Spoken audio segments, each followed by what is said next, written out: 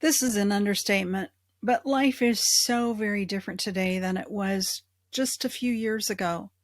And with so many unknown curves ahead, things are likely to keep changing. So, what can you do to manage what lies ahead? Hi there, I'm Dr. Debbie. As a clinical psychologist, I've worked with men and women in counseling for more than 25 years. In the process, I learned about what we hope, what we fear, what we dream about, and what disappoints us. Now I want to share that information with you. So let's dive in. We're all facing big changes that cause stress and give rise to emotional reactions that can affect us personally, as well as how we relate to other people. Here are a few thoughts to keep in mind as you cope with the stress of impending changes. Back in 2019, life felt more predictable. How could we have known what was ahead? Working at home seemed like an impossible but desirable dream at that point. Now, a lot of people are doing just that. But homeschooling your kids while you try to work at home? Who saw that big change coming? Normal used to be going out for dinner and a movie, hanging out with friends, attending church. Now, normal wonders if you need to wear a mask. Uncertainty about finance increases our anxiety and depression, as well as the potential for domestic violence and suicidal thoughts. And we don't know what's just around the proverbial curve for us. So let's be mindful as we move forward to learn and take charge of our responses. First of all, big changes can make us more emotional and more defensive. Big changes, whether they're pleasant ones or unpleasant ones, are fraught with feelings in floods and flurries. It's part of being human, you know. We are designed to respond and to interact with our environment. How dull life would be if nothing ever changed. But feelings are like gauges or thermometers that tell us something is going on around us and inside us. We need to learn what to do with those feelings, and I'll say more about that in a minute. Because personal experience, especially when it's been traumatic, has the power to make us overly cautious. Consequently, our emotions can quickly make us default, pulling us back into shame and self protection just as a way to survive. Whether the threat is real or only imagined, our tendency to protect ourselves is strong. The purpose of most news channels is to elicit enough fear to keep us watching obsessively. We become hypervigilant, and fear starts driving even more fear. Number two, sometimes fear takes us by surprise.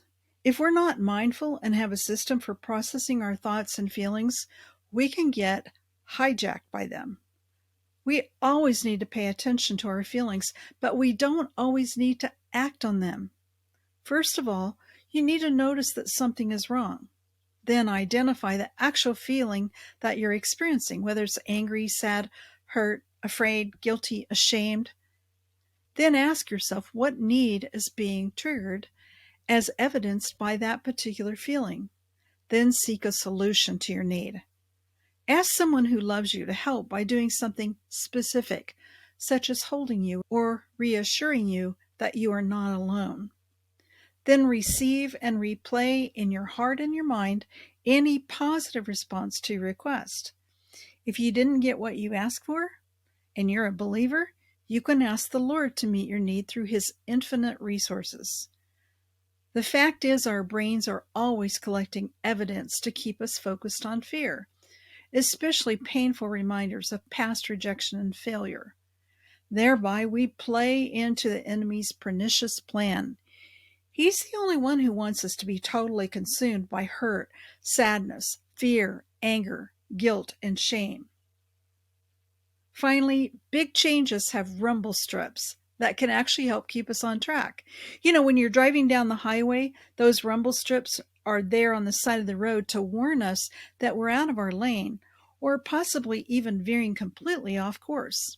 Tires suddenly hitting those rumble strips make a loud and distinct noise that's designed to alert the driver to an adjustment that needs to be made. In fact, the noise can even wake someone up who's fallen asleep at the wheel. And that's the whole purpose of those rumble strips on the side of the road. What big changes are you facing today? Whether those big changes include something you've wanted for a long time or something you've dreaded, you still get to choose your response to your own emotions. What if unpleasant emotions are like those rumble strips? Signals that evil is trying to pull us off the very course that our Creator wants us to take. The intention of evil is for us to default to freak out mode, to doubt our identity and the goodness of God, to derail, overcorrect, and drive completely off the road. However, the Lord's intention is for us to reset to who we are in Christ, to run toward Him as much loved children, to refocus on the Father's love, to be restored to a higher calling. So, default or reset? It takes mindful practice, lots and lots of practice. Tough? Yes, and so worth it. Whether you turn to the right or to the left, your ears will hear a voice behind you saying, "This is the way. Walk in it." I hope that encourages you today, and we'll talk again real soon.